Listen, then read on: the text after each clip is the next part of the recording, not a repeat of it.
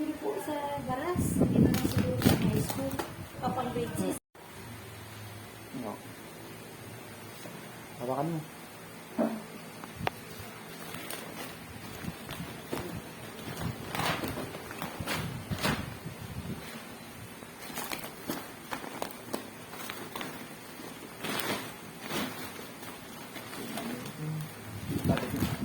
Kapit ba ang doon?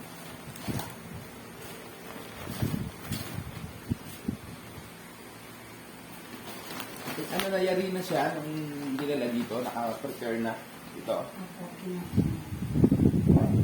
Kasi habang naninili yan, nakakaya sa akin lagi.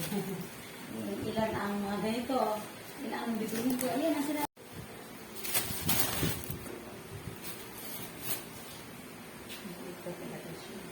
Mga pang bata na lang sa kanya sa bundok. Mga 15 na ganito yon. Dami.